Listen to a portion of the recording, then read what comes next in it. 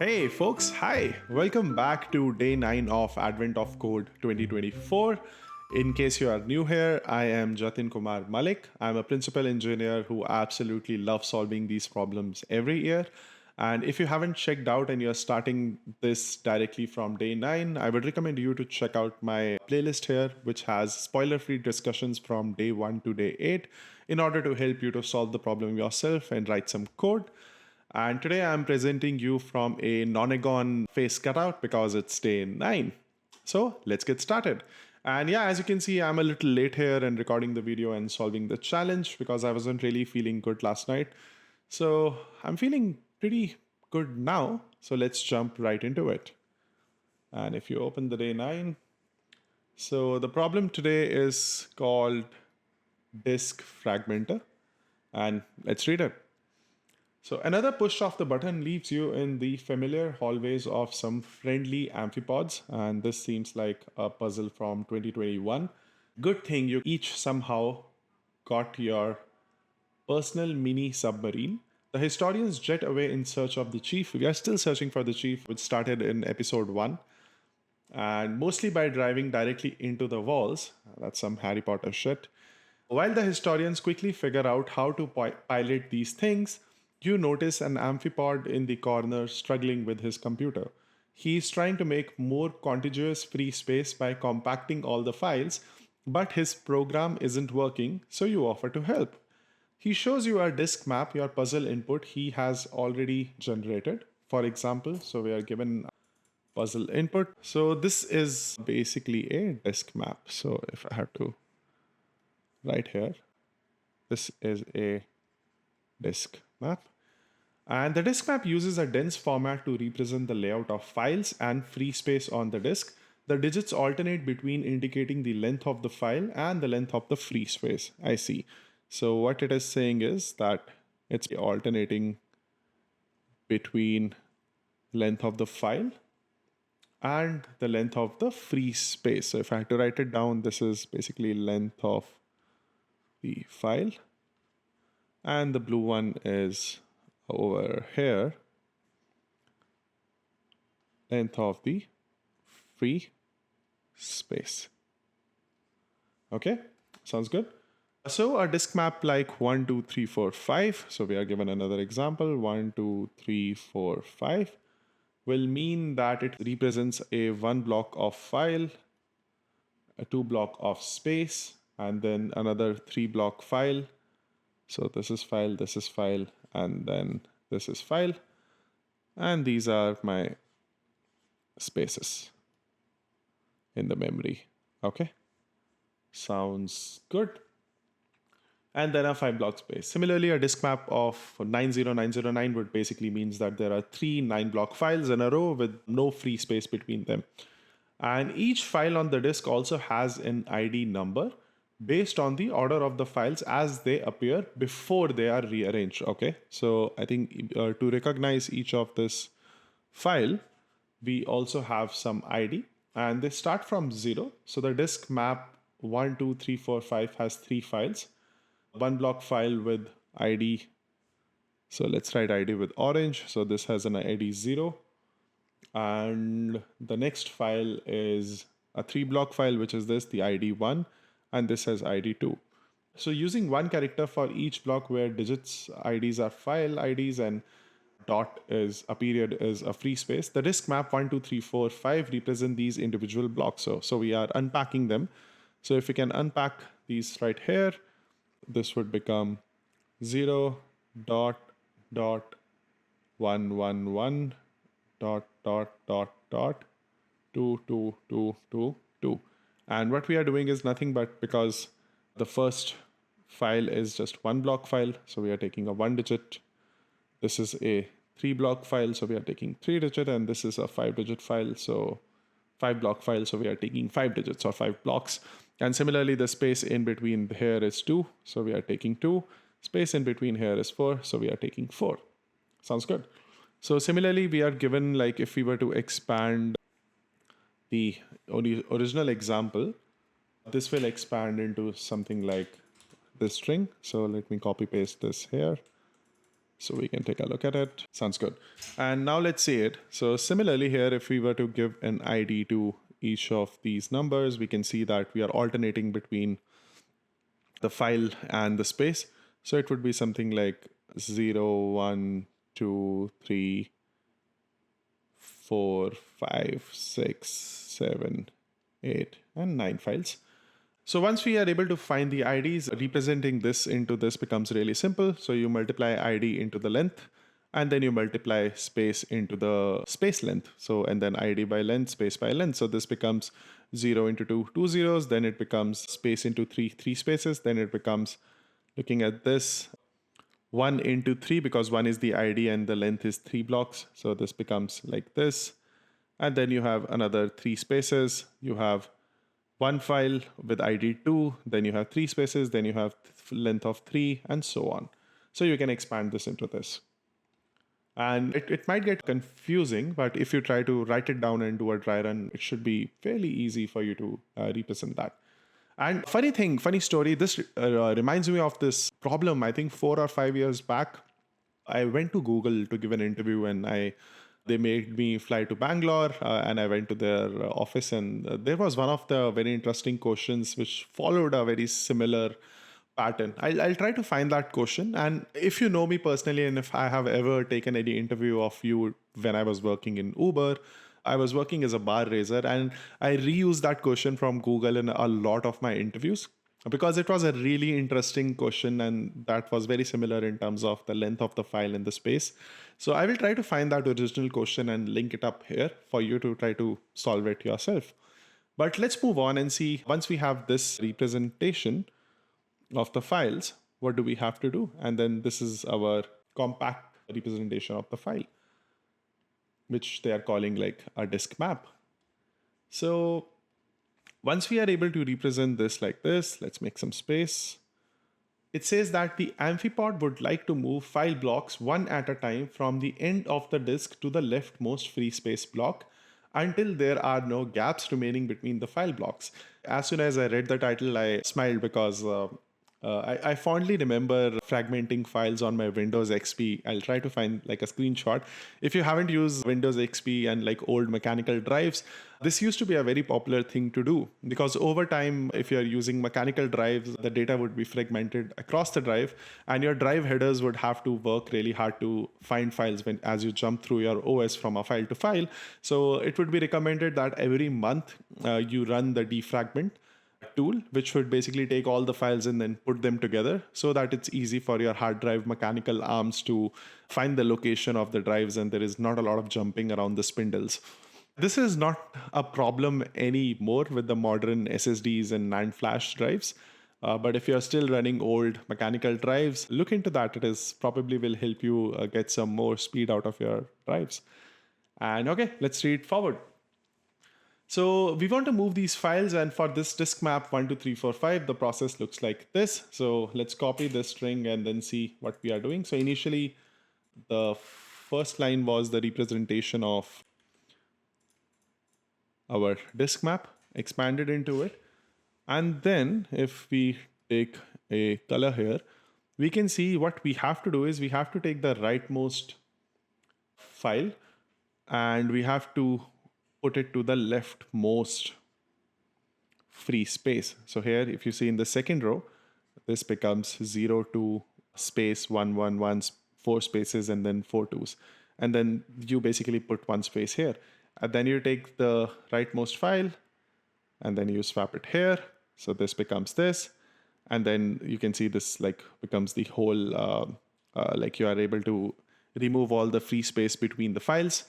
Then you pick this one, you come here, you replace here, this becomes this. You take this, you replace here, this becomes this. And then the final one, you take this and you replace with the leftmost space. So we get this as our final fragmented representation or disk map actually. Yeah.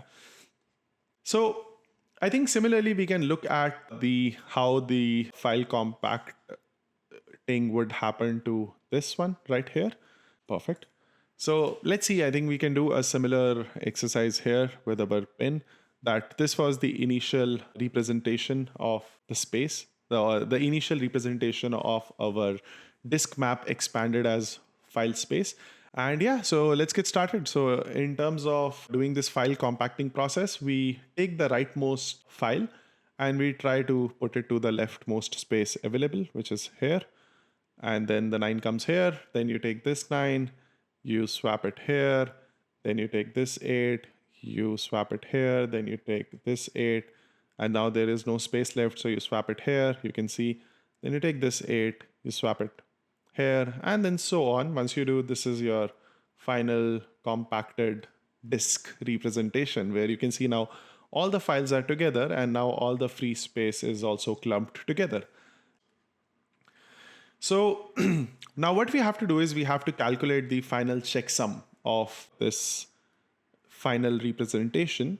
And to calculate the checksum, we are given a condition that it would be adding up the result of multiplying each of these blocks' position with the file ID number it contains. And the leftmost block is in position 0. So we will take this string that is given here. And now if I had to again add numbers, so you can see like we can mark these numbers as 0, 1, 2, 3, 4, 5, 6, 7, 8, 9, dot, dot, dot, dot.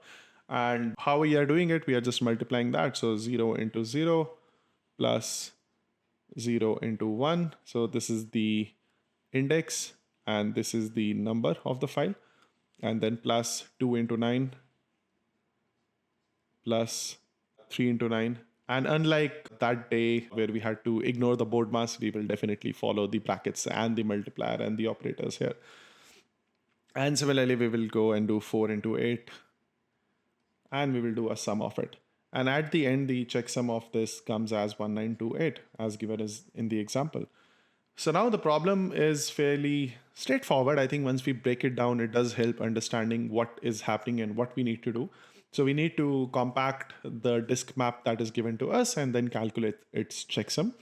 And we are given an input, which it says that be careful copy pasting the input. It is a single very long line. And if I see this, definitely. So there are no line breaks in between, and this is just one continuous line.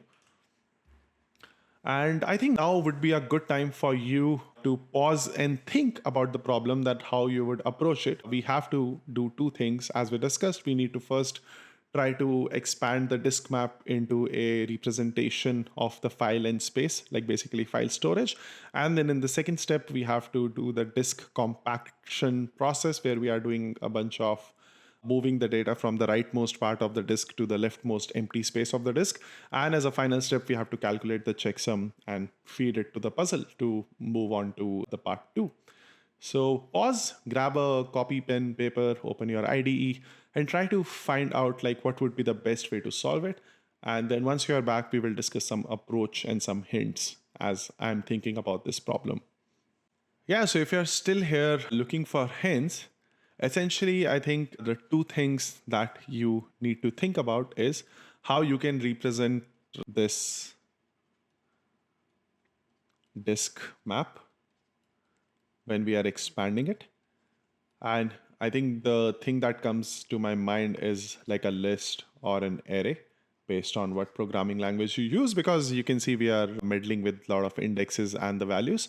And the second part is, which is the more interesting part, is that how will you find, you have to find two things. So you have to find the rightmost file and you have to find the leftmost space to put that file in. And here I can think of two approaches. Of course, there is a brute force approach where you take an array and then you start, basically you first find the first space and then you keep going till you find the last number and then you return it back and then you use a function to move those files.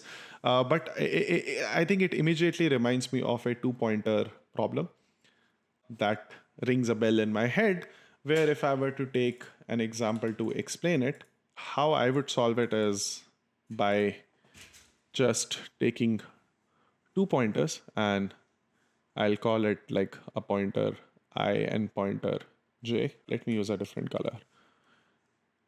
So I'll take 2 pointers, I'll call a pointer I and pointers j, and the responsibilities of I is to find the leftmost space and the responsibility of j is to find the rightmost file, and they will both start from opposite ends of the list. And as soon as I find a space, I will ask my j pointer to find a file, and as soon as I find them, I will just call a swap function, like I will swap I comma j. So I will move to this position, and I will move this to this position, and then I will continue moving, asking I to find me the next available space. I will ask j to find me the next available file, and then I will again hit this in a loop. And eventually and we will continue to do this till both the pointers meet together, which means that there is no longer any space available for me to swap. So we will do this like while I is less than j. As soon as I and j are equal, most likely our file compaction process is complete, and then we can move on to calculate the checksum. And calculating the checksum is fairly simple, where you can just loop through it and multiply the index of the array or the list with the value of the array, and then you have to just do a sum of it. So with that, I'm going to leave you to write some code, and I'm also going to go back to my VS Code and write code for the same. And don't worry if you're stuck here, I'm going to push the code into my GitHub repository and put the link in the description below. And I will try to write and explain the code as I write it with proper well-detailed comments, so that it's easy for you to reference back to the question and look at the code and make sense of it.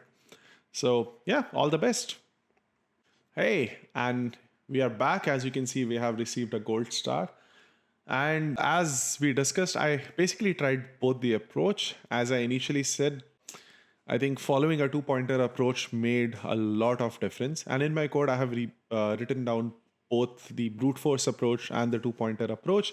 And you can see in the two-pointer approach, it's significantly faster, probably more than 10x faster than the brute force approach, because we are just doing a single pass over the whole array here, the whole list here, to do the swapping. And as soon as our I and j becomes equal, we just exit the loop and we get the optimized answer. But with that, let's move on to the part 2 and see what changes we end up doing to our part 1. So I'm going to hide this answer here. Let's read. So part 2.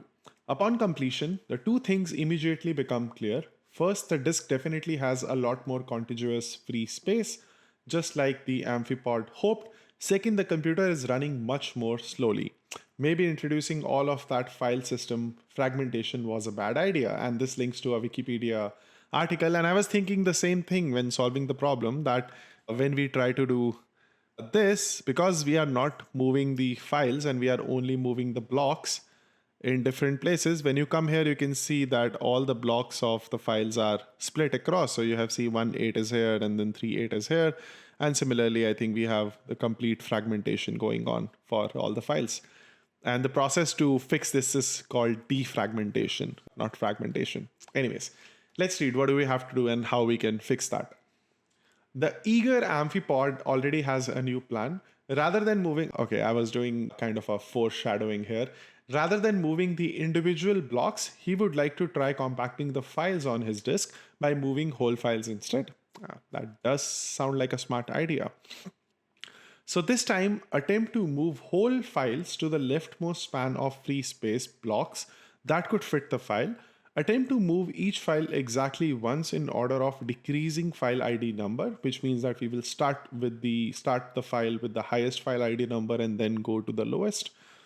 And if there are no span of free space to the left of a file that is large enough to fit the file does not move. I see.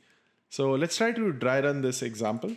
I think this is the same example that was given to us above. So I will increase this for visibility, and then let's do a dry run here. Perfect. So it's probably we are going to follow a similar pointer approach, but now our I pointer, or the left pointer that was looking for a space, will look for a space block. And similarly, our J pointer that we were writing will, instead of now looking just for a file, it will look for a file block, which means the whole file. So starting from the right, our J discovers that we we have a file block of 99, which is 2 spaces long. And starting from the left, our I founds a space block of 3 characters long, which means that this should work for us. So we take this and we swap it with these 2 spots. And if you look at the next answer, that's exactly what happened, that this 99 came from here. And yep. And in the next step, now our I will move on, and I still has this one space block, but we are going to ignore that because it just said that it will attempt to move the file exactly once. So I will move on and I will start pointing to here, to this file space 3 character long, and our J will now point to this, which is our 8888, which is 4 blocks long. We can see that we cannot swap this here. So we are not going to do this, and we are going to iterate our J forward, and we will find 777, which is exactly the length of 3, which matches the length of our space block. And here we will take this 777 and we will swap it with this space block right here. And if you see in the next example, we have this 777 space. Our I will move forward, and now our I space block will point to this space block, which is again 3 spaces long. Our J will move on and it will point to this block, which is 4 spaces long. This will not fit into this space block, so we won't do anything. In the next iteration, we will move on, and our J is now going to point to the 5555, which is again has a length of 4, but our space block has a length of 3. So this won't work.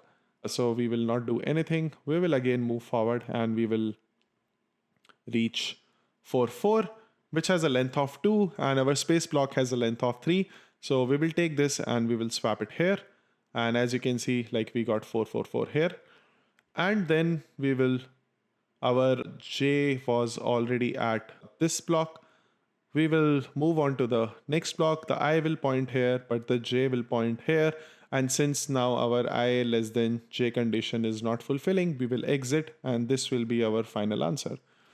So you can see that we can build on the top of part 1 approach, but the only key difference is that instead of moving the individual file object block, we are moving the whole file in one go.